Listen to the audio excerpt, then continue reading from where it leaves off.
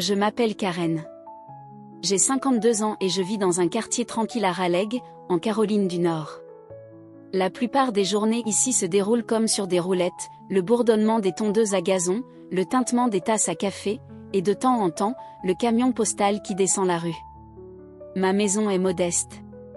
2 étages, des volets délavés, mais elle m'appartient.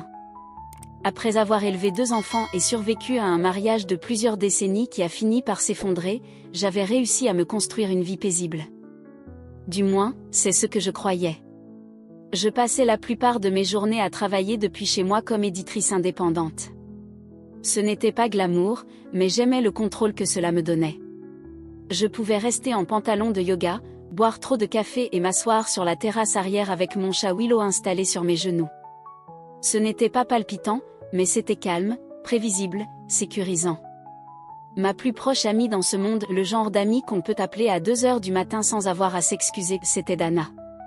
On s'est rencontrés lors d'une réunion de l'association de parents d'élèves il y a plus de 15 ans, à l'époque où nos enfants portaient encore des appareils dentaires et où on jonglait toutes les deux avec des boîtes à lunch, des autorisations de sortie et des entraînements de foot.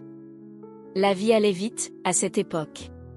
Aujourd'hui, nos conversations tournent plutôt autour des bouffées de chaleur, des mariages à venir et de savoir si on peut survivre à un autre été du Sud sans céder et faire installer la climatisation centrale. Dana était mariée à Rick, un homme grand, rasé de près, avec cette poignée de main qui donne l'impression d'avoir signé un contrat important. Il travaillait dans la finance, portait toujours du parfum et avait une voix ferme qui portait un peu trop loin dans une pièce. Je ne dirais pas que nous étions proches, mais je le connaissais depuis des années grâce à Dana. Il avait toujours l'air poli, mesuré, peut-être un peu suffisant, mais inoffensif. Cette semaine-là, Dana s'était envolée pour l'Arizona afin d'aider sa sœur à se remettre d'une opération du genou. Elle m'en avait parlé lors d'un brunch le week-end précédent.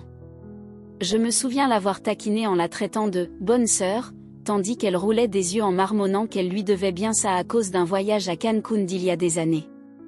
C'était typique de Dana, toujours là pour ce qu'elle aime. Ce jeudi après-midi-là, il faisait chaud, anormalement chaud pour un mois d'avril.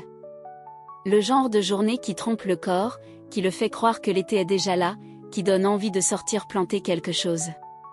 Je venais de finir d'arroser les fleurs en pot sur ma terrasse quand j'ai vu la voiture de Rick se garer dans mon allée. Au début, j'ai pensé qu'il s'était trompé de maison. Peut-être venait-il déposer quelque chose que Dana avait oublié ? J'ai essuyé mes mains sur mon pantalon et je l'ai rejoint à la porte, toujours pieds nus. « Salut Rick, tout va bien ?» ai-je demandé en essayant de paraître décontracté. Il a souri, mais quelque chose dans son regard a vacillé. « Ouais. Salut Karen. Désolée de passer comme ça. Je revenais du magasin de bricolage et je me suis souvenu que Dana m'avait demandé de récupérer ce livre qu'elle t'avait prêté. » J'ai cligné des yeux. Je ne me souvenais pas d'un livre. Dana me prêtait souvent des livres de cuisine ou des thrillers, mais là, rien ne me revenait. Là, oui. Entre. Laisse-moi vérifier sur l'étagère, ai-je dit en m'écartant. Il m'a suivi, son parfum boisé, piquant, presque luxueux, flottant derrière lui. Je me suis dirigée vers l'étagère du salon, balayant les titres du regard, tentant de gagner du temps. J'étais presque sûre qu'elle ne m'avait rien prêté récemment, mais je ne voulais pas le mettre mal à l'aise. Peut-être que je pourrais lui proposer un café, discuter quelques minutes, et le raccompagner ensuite. Mais quelque chose dans sa présence me dérangeait. Il ne s'est pas assis. Il ne regardait même pas les livres. Il restait là, les mains dans les poches, les yeux parcourant la pièce comme s'il passait ma vie en revue. « C'est calme ici », a-t-il dit. J'ai ri doucement. Oui, c'est un peu le but. Après 2 enfants et un mariage qui ressemblait à du bruit blanc permanent, je prends le calme n'importe quand. Il a ri à son tour, mais ce rire ne touchait pas ses yeux. Dana dit toujours que tu es la forte, que tu as tout reconstruit à partir de rien. J'ai toujours admiré ça. Ça m'a prise de court. Les compliments de Rick étaient rares, généralement réservés à mon poulet rôti ou à ma pelouse. Je me suis retournée, abandonnant la recherche. Je ne trouve pas le livre, Rick. Tu es sûr que c'est moi ? Il n'a pas répondu tout de suite. Au lieu de cela, il a fait un pas vers moi. La vérité, c'est que c'était juste un prétexte. Mon estomac s'est noué, une lente sensation d'angoisse remontant le long de ma colonne. Je me suis figée, tous les muscles tendus, attendant la suite. Je pense à toi, a-t-il dit. Voilà. 5 mots qui ont fait voler en éclats la sécurité de mon foyer, qui ont brisé l'illusion de la prévisibilité à laquelle je m'accrochais. J'ai voulu rire, faire comme s'il plaisantait, transformer ça en quelque chose d'innocent. Mais son regard m'a dit que ce n'était pas une blague. Il a avancé encore un peu, assez près pour que je sente à nouveau son parfum, pour que je perçoive la chaleur de son souffle. Je n'ai pas bougé. Je n'ai pas parlé. Mon cerveau tentait frénétiquement de donner un sens à tout ça. Tu es belle, Karen, a-t-il dit. Tu l'as toujours été. Et, juste comme ça, la vie calme que j'avais bâtie, mes routines douces, le confort de la solitude, les années de guérison, tout semblait m'échapper. Je ne le savais pas encore, mais cet instant debout, pieds nus, dans mon propre salon, face au mari de ma meilleure amie allait tout changer. Je suis restée là, complètement immobile, mes pensées embrouillées comme une toile d'araignée. Les mots de Rick résonnaient dans le silence entre nous, comme s'il n'avait rien à faire là. J'avais mis des années à me reconstruire, à redessiner mes limites, à retrouver mon identité. Et voilà que cet homme, le mari de ma meilleure amie, venait de franchir une ligne que je n'avais même pas pensé devoir défendre. J'ai reculé d'un pas, non pas par peur, mais par incrédulité. Rick, ai-je dit, la voix plus fine que je ne l'aurais cru. Tu ne penses pas ce que tu dis. Il n'a pas reculé. Au contraire, son expression s'est adoucie, et il avait l'air presque soulagé, comme s'il venait enfin de dire quelque chose qu'il retenait depuis trop longtemps. Si, répondit-il doucement. Je le pense depuis un moment. J'ai croisé les bras, sans savoir si c'était pour me protéger ou pour me retenir de tomber en morceaux. Je ne voulais pas l'admettre, mais une partie de moi avait déjà remarqué Rick. Pas dans le désir, mais comme on remarque une présence, une manière d'être regardé. J'avais balayé ça. Il était le mari de Dana. C'était une frontière gravée dans la pierre. Jamais je n'aurais cru qu'elle puisse un jour être remise en question. Tu es marié à ma meilleure amie, lui ai-je rappelé, tentant de rester ancré. Il a hoché la tête, les yeux toujours fixés dans les miens. Je sais. Et je n'ai pas de fierté dans ce que je dis. Mais je ne peux plus l'ignorer. J'ai avalé avec difficulté. Mon cœur s'emballait, non par attirance, mais par anxiété. Et peut-être, caché quelque part sous la surface, il y avait aussi de la curiosité. Je détestais cette pensée. Détestais qu'une partie de moi ne rejette pas ça totalement. Je pense que tu devrais partir, ai-je dit, retrouvant enfin un semblant d'équilibre. Il n'a pas protesté. Il m'a adressé un petit sourire, presque triste. Je suis désolée, Karen. Je ne voulais pas te mettre mal à l'aise. Et, juste comme ça, il est sorti. La porte s'est refermée doucement derrière lui, mais le son a résonné plus fort qu'il n'aurait dû. Comme si quelque chose de définitif venait de se produire. Je ne l'ai pas dit à Dana. Comment aurais-je pu? Qu'aurais-je seulement pu dire? J'ai pensé à l'appeler, à faire comme si cette visite n'avait jamais eu lieu, à lui demander des nouvelles de la convalescence de sa sœur. J'ai pensé tout lui dire. Tout raconter à Dana, la laisser tracer les lignes, couper les ponts, se protéger. Mais je ne l'ai pas fait. À la place, je suis restée assise sur mon canapé, les jambes repliées sous moi, le regard perdu par la fenêtre, comme si j'attendais quelque chose sans nom. Dans les jours qui ont suivi, je n'ai pas pu me débarrasser de ce malaise. Chaque fois que mon téléphone vibrait, j'avais peur que ce soit Rick. Et chaque fois qu'il ne vibrait pas, je me demandais pourquoi il ne me contactait pas. Je détestais penser à lui. Le fait même qu'il occupe mes pensées. Ce dimanche après-midi-là, j'arrosais de nouveau mes plantes quand j'ai entendu une voiture se garer. Ma poitrine s'est immédiatement serrée. Je n'avais pas besoin de me retourner pour savoir que c'était lui. Rick est sorti de sa voiture, en jean et chemise à boutons, les manches retroussées jusqu'au coude. Il avait l'air décontracté, ordinaire, mais pour moi, il était une rupture dans tout ce qui semblait normal. Il ne s'est pas approché. Il est resté au bord de l'allée, gardant ses distances. Je voulais juste m'excuser, a-t-il dit, d'une voix calme mais sincère. Pour t'avoir mise dans une position inconfortable. Ce n'était pas juste. J'ai hésité avant de répondre. Tu ne m'as pas seulement mise dans une position inconfortable, Rick. Tu m'as forcé à remettre en question des choses que je n'étais pas prête à remettre en question. Il a hoché la tête lentement. Je comprends. Et je ne te demande rien. Je ne sais pas. J'avais juste besoin de le dire. J'aurais dû lui dire de partir. J'aurais dû rentrer, fermer la porte, couper court à toute possibilité. Mais à la place, j'ai dit. Tu veux un café? Je ne sais pas pourquoi j'ai dit ça. Peut-être que je ne voulais plus rester seule avec ma confusion. Peut-être que je voulais des réponses. Ou peut-être que je voulais croire que deux adultes pouvaient simplement s'asseoir et parler sans tout détruire autour d'eux. Il m'a suivi à l'intérieur, cette fois avec une énergie différente. Pas de flirt, aucune remarque équivoque. Juste le silence pendant que je préparais le café, que je le servais et lui tendais une tasse.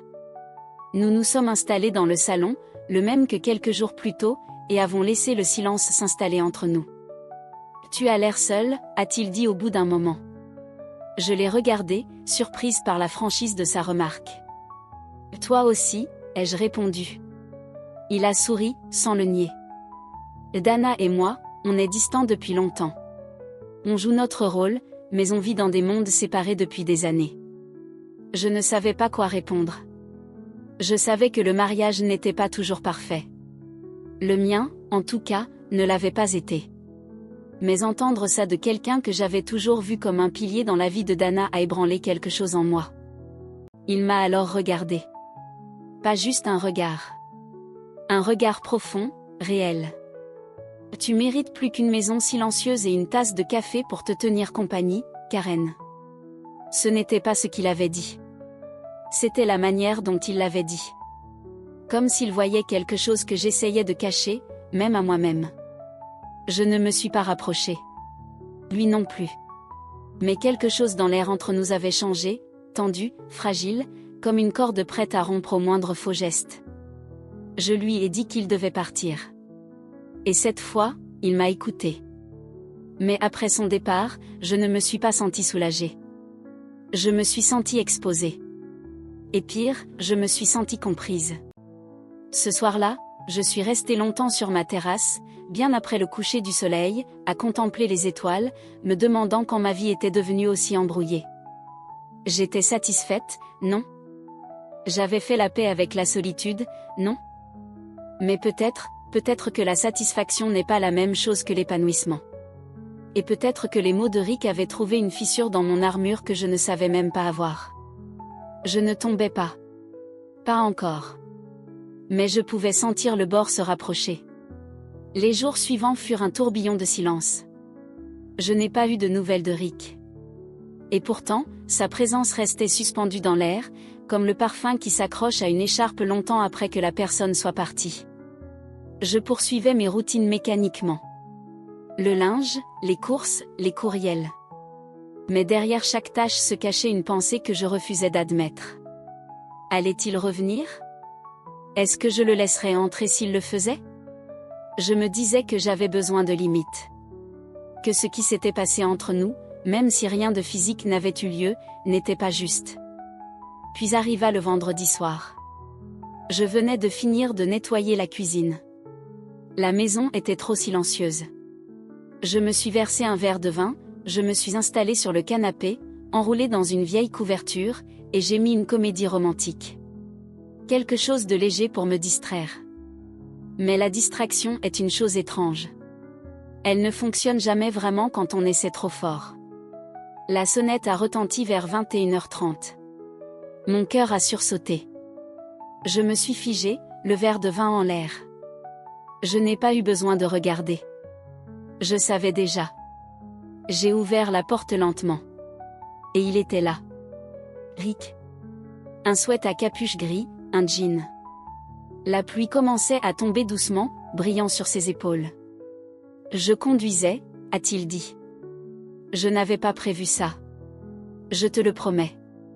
Je me suis juste retrouvée ici. Mon esprit hurlait, ferme la porte, mais je n'ai pas bougé. Je me suis écartée. En silence, il est entré. Ses yeux parcouraient la pièce comme s'il cherchait à s'ancrer dans l'instant. Du vin ? Ai-je proposé, sans vraiment savoir si j'essayais de le calmer ou de me calmer moi-même. Il a hoché la tête. Nous nous sommes de nouveau assis dans le même salon. 2 verres sur la table. La télévision encore allumée en fond. Mais tout semblait plus fort. La tension. Le silence. Le poids de ce qui n'avait pas été dit. Je n'aurais pas dû venir, a-t-il dit après quelques gorgées. Mais je n'arrivais pas à arrêter de penser à toi. J'aurais dû l'arrêter.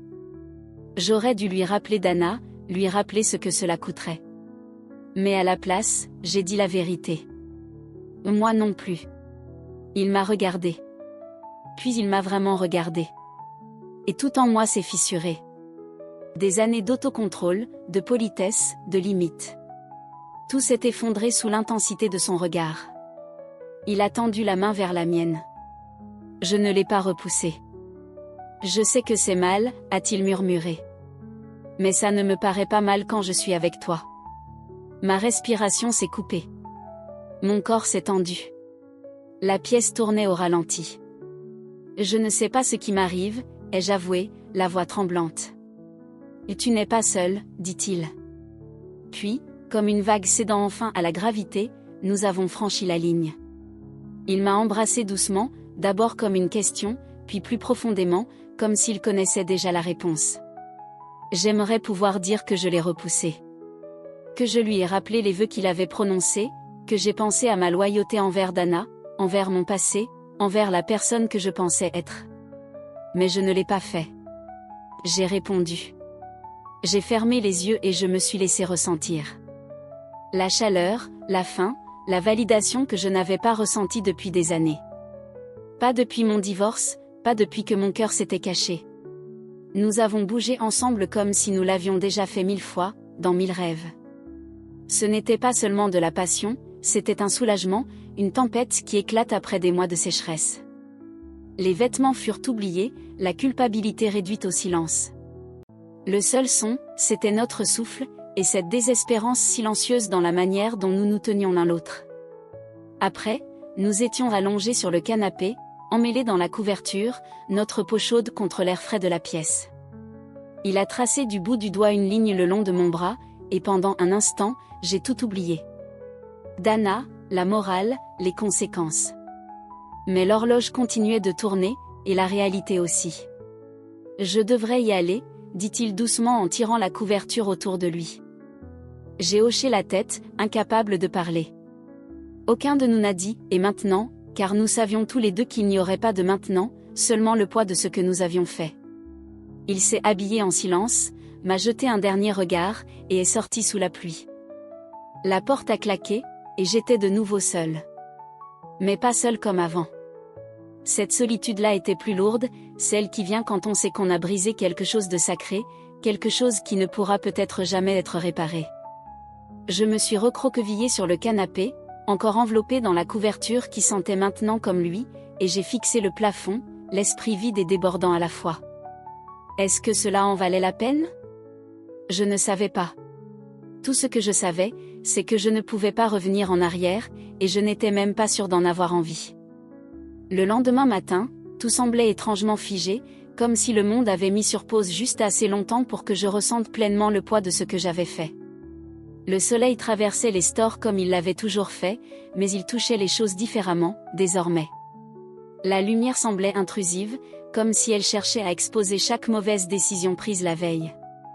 Je n'avais presque pas dormi. Je suis restée allongée à fixer le plafond, à repasser chaque moment avec Rick. Sa voix, ses mains, la façon dont il me regardait comme si j'étais la seule femme au monde. Cela avait semblé si juste, sur le moment.